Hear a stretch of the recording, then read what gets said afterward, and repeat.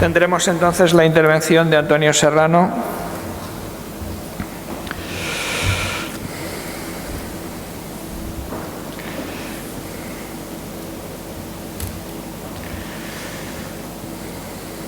Como se suele decir, los problemas del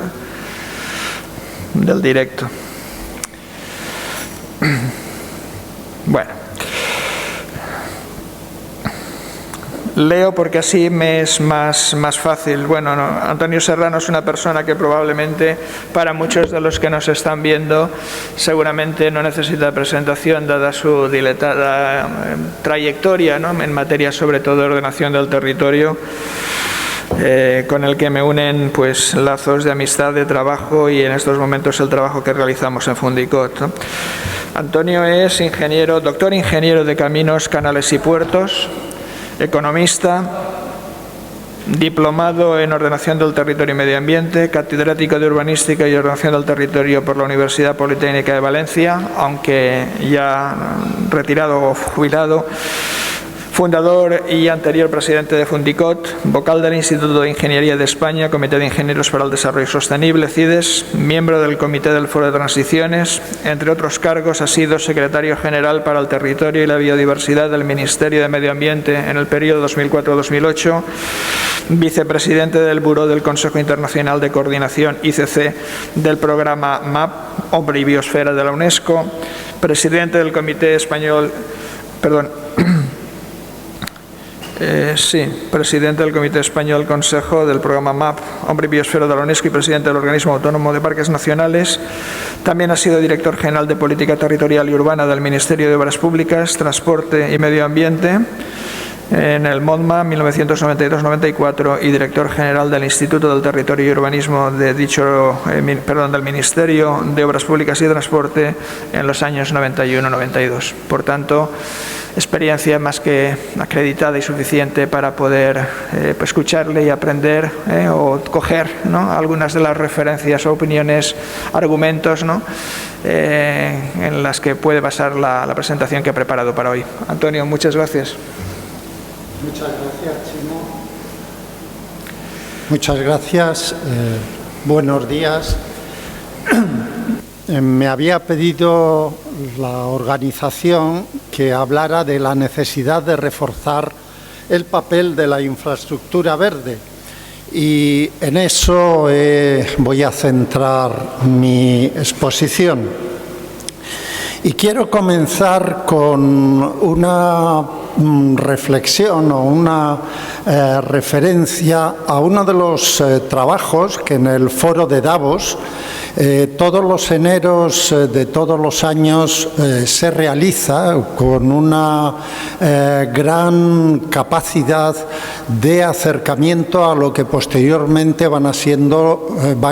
los problemas futuros que aparecen en la sociedad. En todos los eneros se publica el Global RICS del año correspondiente, el último en este enero, el de 2021, presentando cuáles pueden ser los principales riesgos de la sociedad, del planeta, para el siguiente decenio, es decir, para el periodo 2021-2030. A lo largo de los años van evolucionando ligeramente, van apareciendo unos riesgos con mayor probabilidad y unos riesgos con mayor impacto. Estas son las dos variables fundamentales que se consideran. En abscisas se considera la probabilidad de que se produzca ese riesgo, en ordenadas el impacto. Pues, por ejemplo, un gran impacto pues tienen una posible guerra nuclear o tenía, solo que con una probabilidad de ocurrencia muy pequeña hasta este año, las pandemias. El año pasado, en el 2002, esto, que es el riesgo de una pandemia, estaba aproximadamente por aquí. Bueno, lo principal y lo que tiene que ver con las infraestructuras verdes, fundamentalmente es que dentro de los 13 riesgos de mayor conjunción, probabilidad, impacto, como apreciamos, porque están en verde, 4 de ellos son ambientales. El primero, el calentamiento global; el segundo, desastres ambientales producidos por el hombre; el tercero, colapso de ecosistemas y pérdida de biodiversidad; y el cuarto, ligado al primero, sucesos climáticos extremos. Tiene su importancia porque, como veremos, las infraestructuras verdes y su papel desde el punto de vista de la protección de los servicios de los ecosistemas va a estar muy directamente relacionado con esto. Y tiene una importancia adicional porque, desgraciadamente, desde el punto de vista de las instituciones, antes Juan nos hablaba de la diferencia entre la ciencia y la política. Bueno, hay que recordar que las políticas en la sociedad tienen 3 niveles: el nivel ejecutivo, el nivel legislativo y el nivel judicial. Y en estos 3 niveles, desgraciadamente, en largo plazo suelen no estar presentes. Y sí está presente, en algunos más que en otros, y particularmente en el judicial, el pasado por delante del futuro. Y así muchas interpretaciones de las leyes que se realizan, y hemos tenido una experiencia clarísima en cuáles han sido los posicionamientos de los tribunales ante las medidas tenidas que tomar frente a la pandemia, distintas interpretaciones, distintos posicionamientos, donde el pasado, por desgracia, pesa más que el futuro. Por eso la importancia, siempre que intervenimos en ordenación territorial, en ordenación urbana, en la transformación del territorio y de la sociedad, de mirar el futuro. Porque aquí también hay otro tema que tiene mucho que ver con lo que estamos hablando, y es el ascenso de lo que serían los aspectos socioeconómicos o más sociales, como son el tema de las enfermedades y sus consecuencias sociales, las crisis en los medios de vida, muy directamente ligado a otro aspecto, la erosión de la cohesión social, el alza de la insatisfacción, del malestar y también de los posicionamientos extremistas, fundamentalmente de extrema derecha. Todos estos son aspectos que tienen que ver, como iremos viendo, con políticas y posicionamientos muy directamente ligados a lo que son o lo que deberían ser las infraestructuras verdes.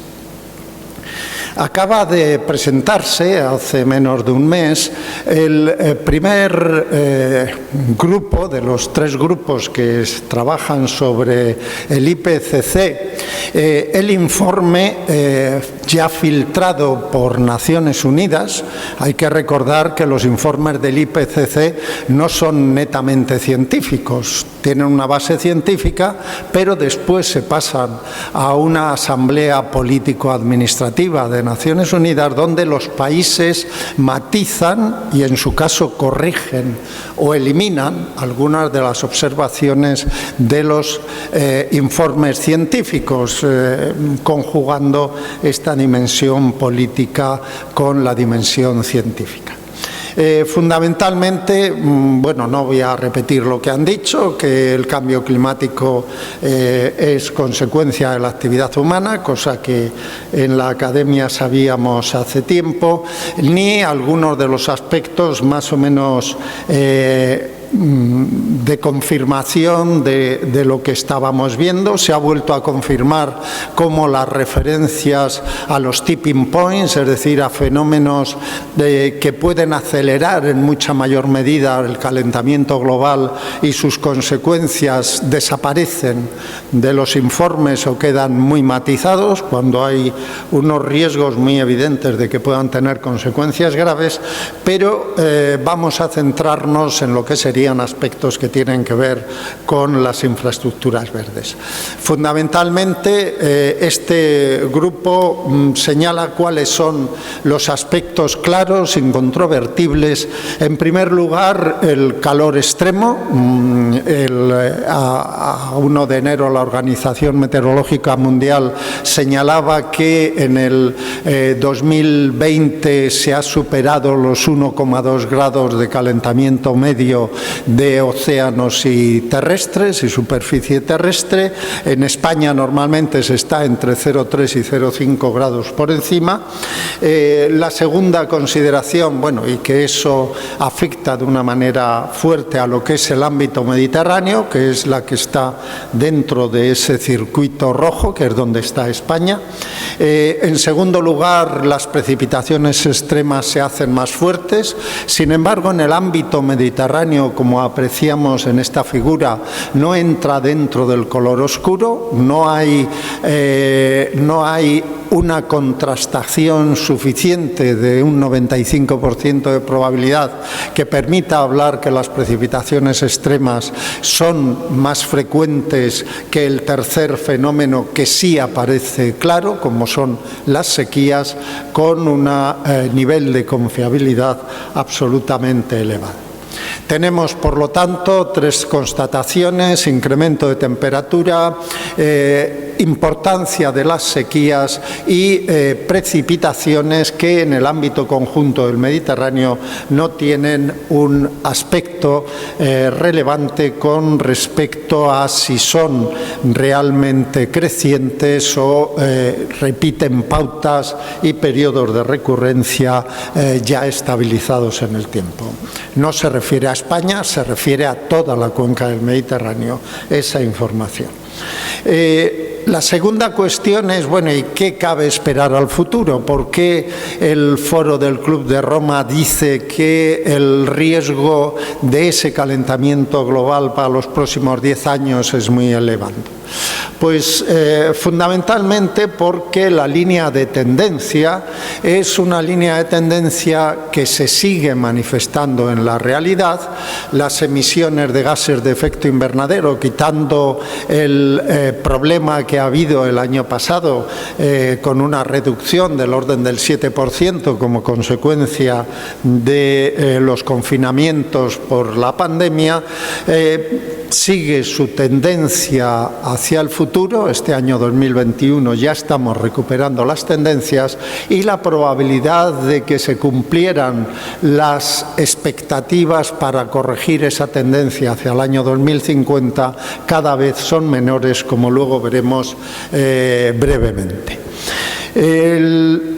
En paralelo al calentamiento global hay una evolución constatada y constatable de las catástrofes o de los fenómenos meteorológicos extremos, tanto ligados a tormentas tropicales, a las danas, a los huracanes, a los ciclones, cada vez más frecuentes y de consecuencias más graves en el conjunto del planeta.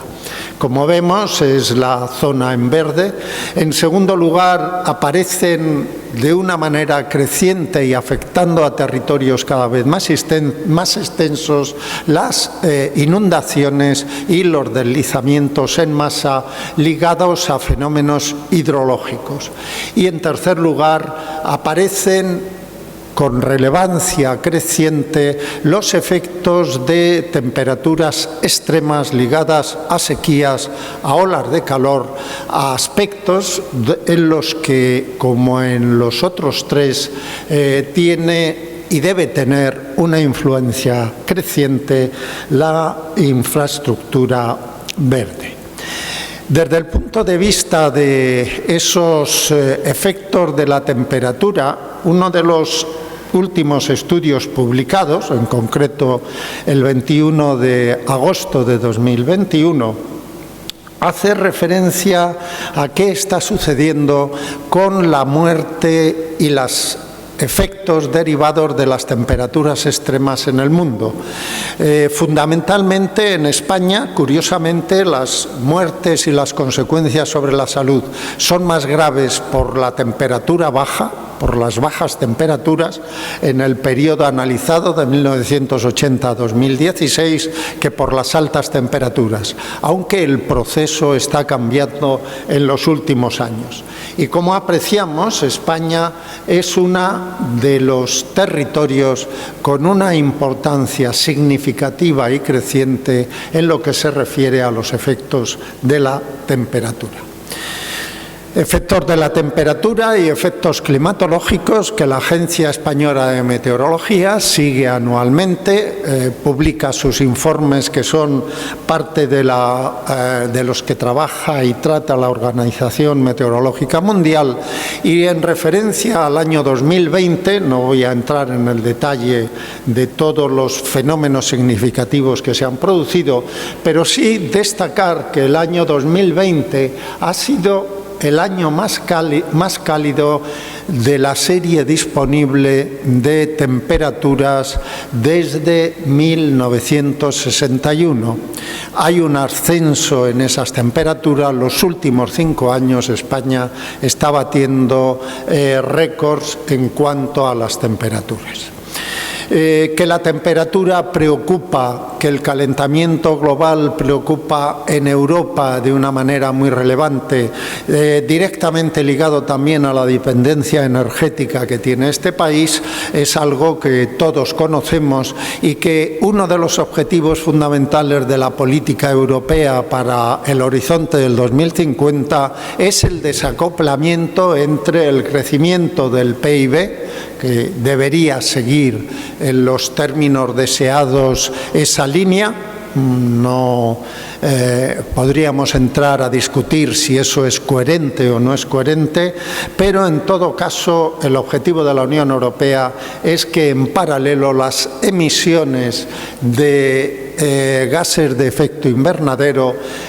tiendan a cero, de manera que la economía en su conjunto de la Unión Europea para el año 2050 tenga un balance cero de emisiones. Y aquí nuevamente interviene las infraestructuras verdes, porque la potenciación de las infraestructuras verdes y todo lo que es la reforestación de sus ámbitos afectados tiene mucho que ver, tanto en el ámbito territorial como urbano, tiene mucho que ver con la captación de CO2, que es uno de los mecanismos compensatorios previstos para, de alguna manera, compensar las emisiones imposibles de evitar de gases de efecto invernadero en la economía para el año 2050. ¿Y por qué nos preocupa tanto el tema de las infraestructuras verdes y ese futuro? Pues fundamentalmente, como antes decíamos, porque si atendemos a las políticas que en estos momentos están en marcha, reales, en el conjunto del planeta, las emisiones van a seguir creciendo, y para el año 2050 probablemente hayamos superado con mucho los 2 grados centígrados de calentamiento. En el caso de que se llevaran a cabo las políticas comprometidas para Glasgow, para la conferencia de Glasgow de este año, donde se pidieron a las distintas naciones que incrementaran sus compromisos con respecto al Acuerdo de París, a la COP de París, nos encontraríamos de todas maneras que superaríamos el rango de los 2 grados centígrados,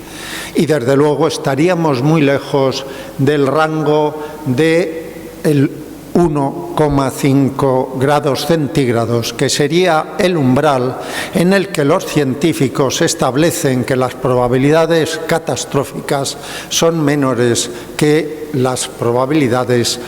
no catastróficas. Desde ese punto de vista, las conclusiones son claras. En primer lugar, los países no están cumpliendo con sus compromisos, de manera que existe el riesgo no para el año 2050, sino para el año 2030 de que se superen los 2 grados centígrados, con las consecuencias catastróficas que eso tendría, sobre todo en países como España. En segundo lugar, si esa probabilidad es pequeña, como estamos comentando, el acento, sin olvidar las políticas de mitigación, porque a ello también nos obliga o nos fuerza los compromisos con la Unión Europea, España debería centrar urgentemente sus políticas en el campo de la adaptación. Y en el campo de la adaptación tenemos 3 ámbitos fundamentales de intervención: las ciudades, las costas y las áreas de inundación. En los 3 ámbitos la infraestructura verde juega un papel fundamental. Y hay un tercer aspecto que habría que destacar. Dentro de los riesgos que señalaba el foro de Davos, aparecía la destrucción de biodiversidad, la pérdida de servicio de ecosistemas y las consecuencias de esto sobre la salud y sobre el riesgo de pandemias. El IPBES, en su informe del 2020, señalaba que los riesgos de pandemia como la que hemos padecido o como las que venimos padeciendo desde hace años y que siguen presentes, lo que pasa que en el mundo subdesarrollado, están muy directamente ligadas con la destrucción de ecosistemas, con los cambios en los usos del suelo y con la invasión de ámbitos territoriales donde los virus, los elementos generadores de pandemias están presentes, con lo cual esta destrucción de biodiversidad, de hecho, está poniendo en riesgo de forma creciente también a la humanidad. La línea de tendencia que recoge en su informe de 2020 Naciones Unidas es esta línea recta. Una línea de pérdida de biodiversidad creciente a nivel global hasta el 2050, fuertemente preocupante para la salud de los ciudadanos y para la salud del planeta, como antes comentábamos. Se necesitan un conjunto de políticas para revertir esa situación a la dirección que sería lo deseable. Políticas de conservación y restauración, papel fundamental de la infraestructura verde, políticas sobre el cambio climático, políticas sobre impulsores de distinto tipo de la destrucción de biodiversidad, por la generación fundamentalmente de contaminantes, una producción sostenible, economía circular y la reducción del consumo, la solución a lo que serían políticas ligadas con lo que serían las teorías del decrecimiento. Desde este punto de vista, el papel de las infraestructuras verdes y su relación con la ordenación del territorio ha quedado claro en todos los congresos que desde Fundicot han venido celebrándose, también en las conclusiones del último congreso, celebrado en marzo de 2019, donde 4 de sus conclusiones estaban directamente ligadas a lo que estamos hablando y tienen que ver con ese papel de las infraestructuras verdes.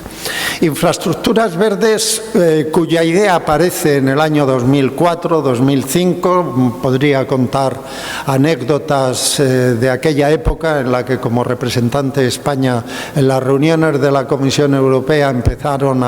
empezó a hablarse de este concepto de infraestructuras verdes, pero centrémonos en lo fundamental. En 2013 se aprueba la Estrategia Europea de Infraestructura Verde de la Unión Europea,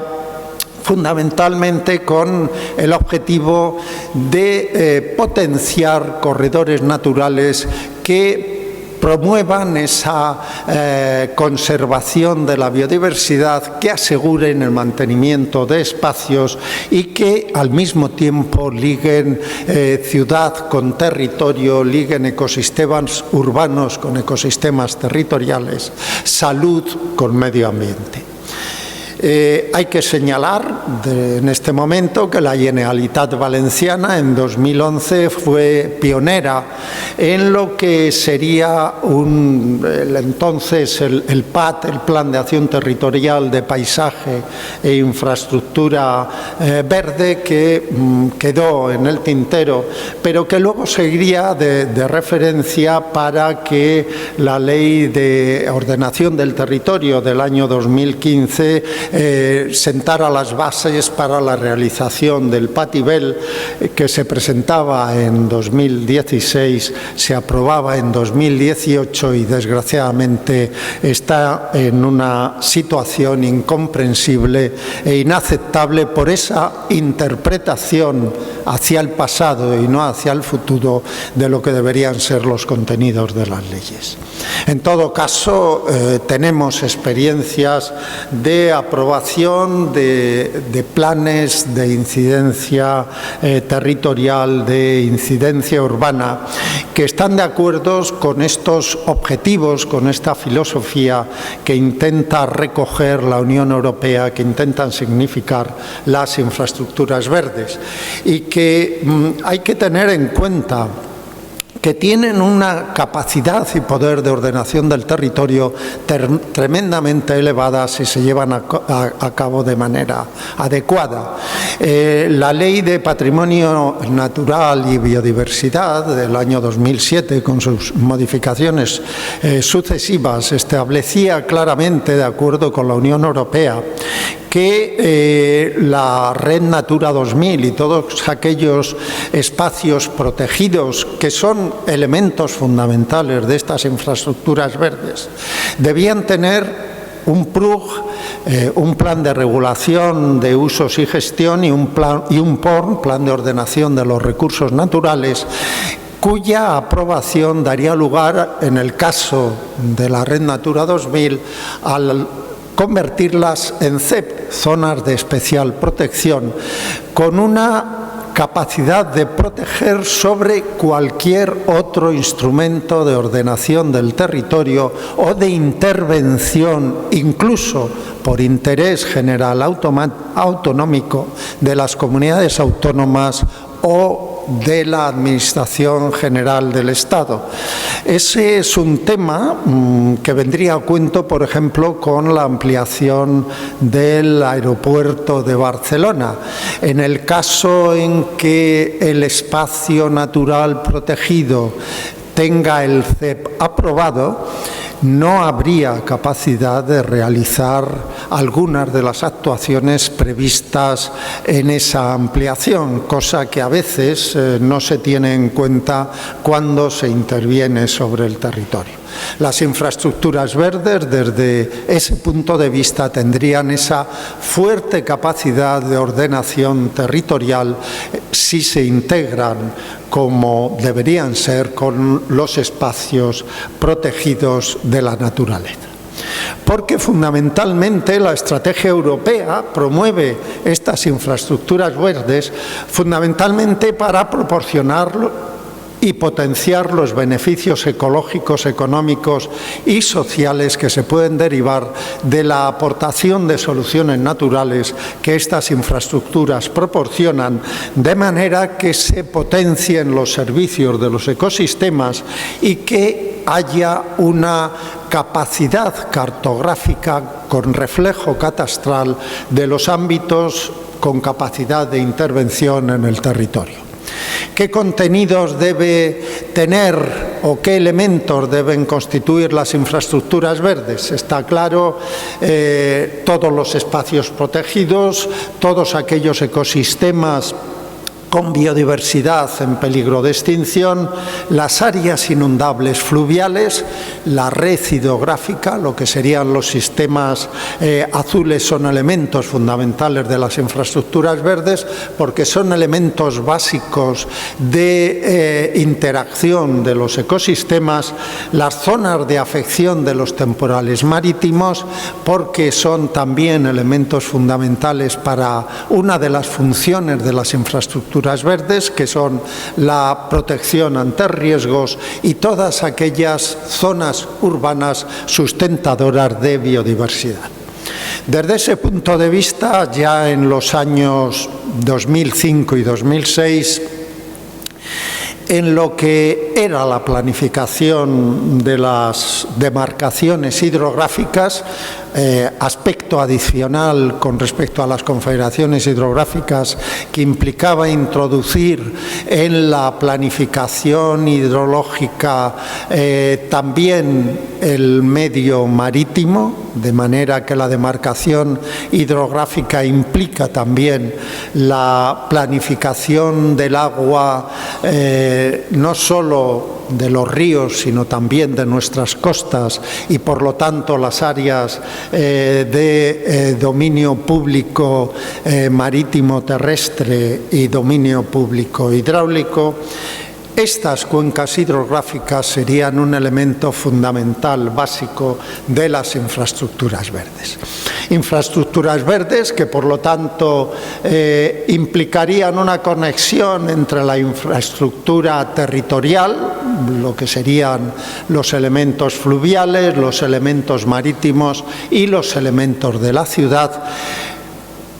cosa que no es nada nuevo. En los planes urbanísticos de Cerdá, pensados desde el punto de vista de la sanidad, de la higiene, de combatir la enfermedad, ya hay esta idea de una infraestructura verde conectada con el territorio. Hay que recordar que el lema de Cerdá era ruralizar la ciudad, urbanizar lo rural, es decir, llevar las ventajas de unos y otros temas al campo. Y además aquí ya está presente algo de lo que ahora forma parte también de la concepción de la infraestructura verde y de la ordenación urbana, con la idea de supermanzana o de supramanzana, de las que hay bastantes ejemplos en España, sin ir más lejos, el barrio del Pilar en Madrid,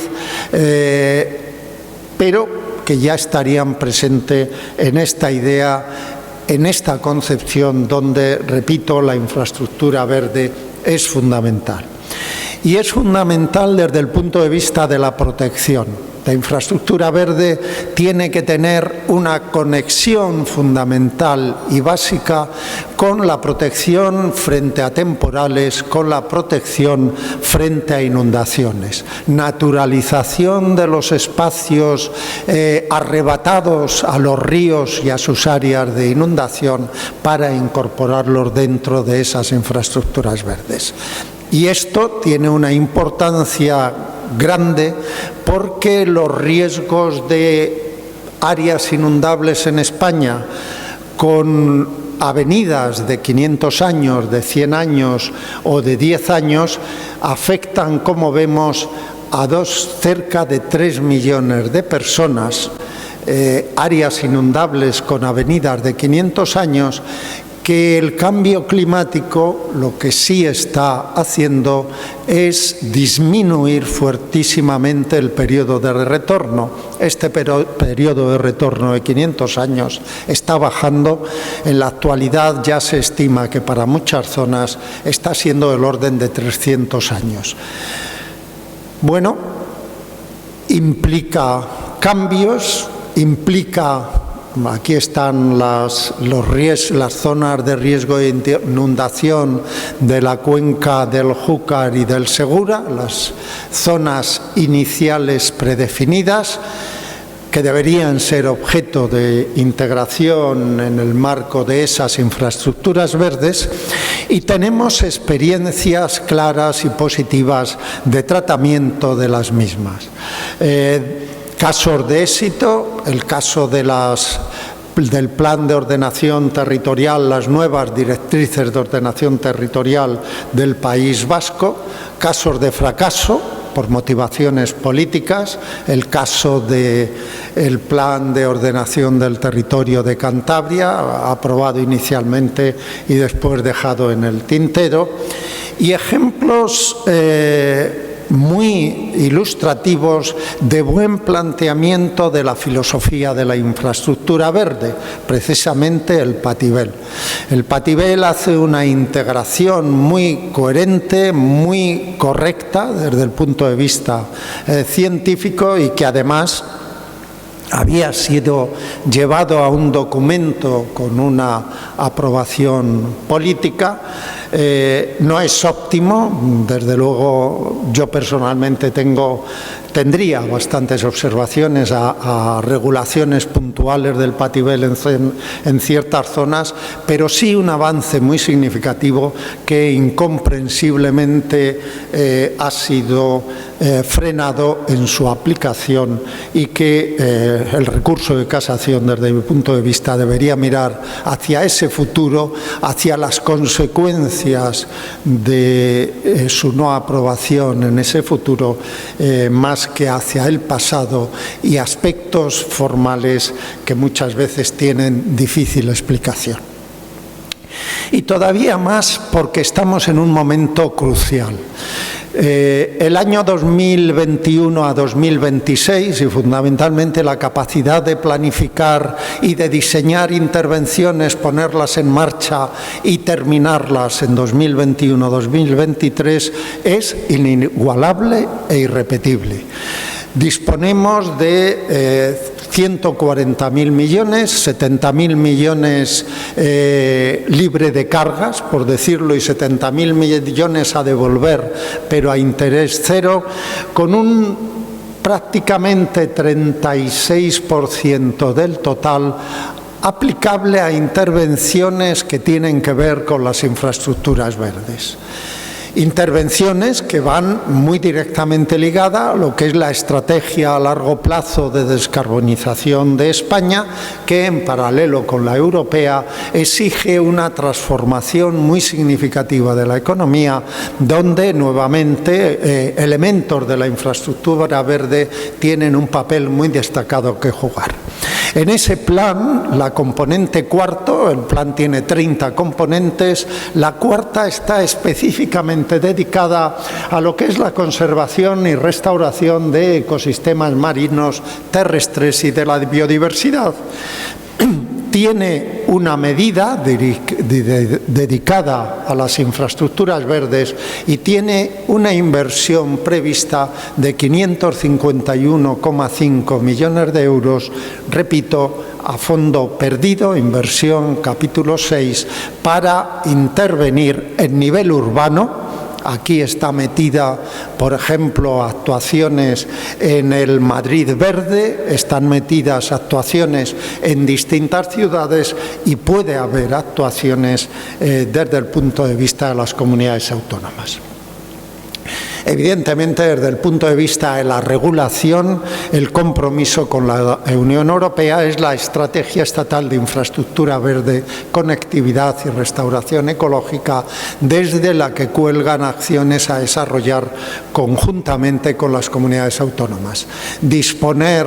del plan del Pativel aprobado y en marcha sería un elemento fundamental para justificar la inclusión y la incorporación de inversiones y de actuaciones dentro de esta infraestructura verde con influencia y capacidad de transformación significativa en el conjunto de la comunidad. Por supuesto, este plan de recuperación tiene una importancia fundamental desde el punto de vista de la sostenibilidad. Y aquí nuevamente no solamente es su influencia del Plan España Puede, como se simplifica, en la reducción de emisiones, en la transformación energética y en la transformación de la economía, sino también en la capacidad de recuperar biodiversidad, en la capacidad de mejorar la situación y, por lo tanto, de mejorar la sostenibilidad desde el punto de vista del conjunto de la economía.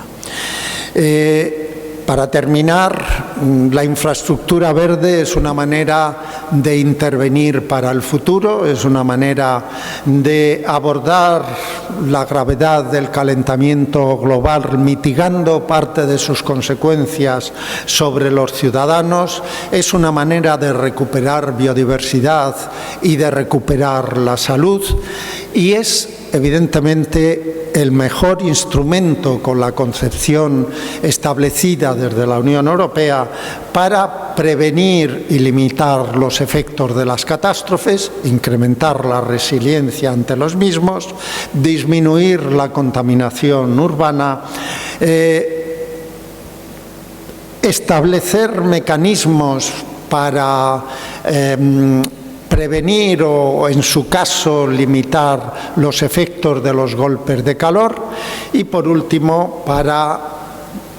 posibilitar la mejora del confort, lo que sería la movilidad activa, lo que sería la disponibilidad de parques para los ciudadanos.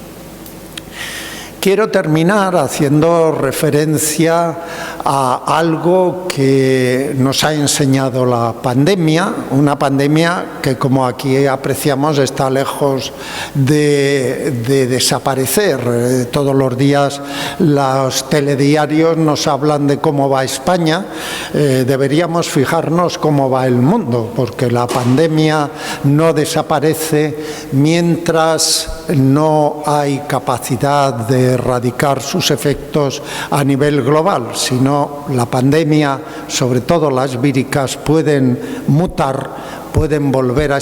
expandirse y pueden volver a interactuar. Dos aspectos: la pandemia sigue creciendo en sus efectos globales, la pandemia está teniendo una mortalidad muy superior a la realmente producida, y aquí apreciamos donde la pandemia sigue teniendo en la actualidad. Esta imagen es la situación a 1 de septiembre de 2021 de la incidencia de la pandemia en el mundo.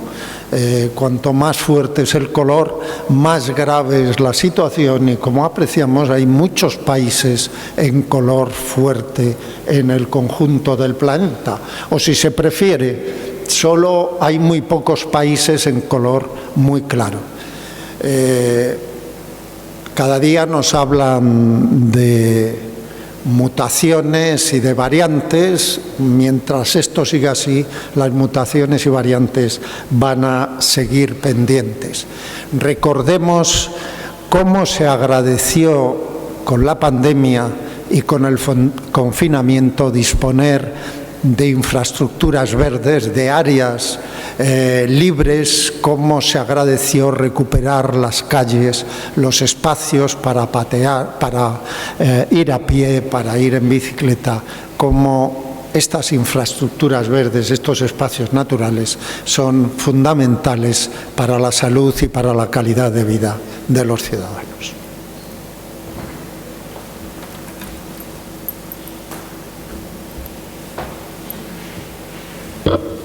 Muchas gracias, Antonio, por una intervención como siempre que no defrauda. Yo creo que ha sido con un enfoque bastante holístico, como es característico en él, pero también con algunas propuestas y algunos mensajes concretos que yo creo que se han recogido en esta sala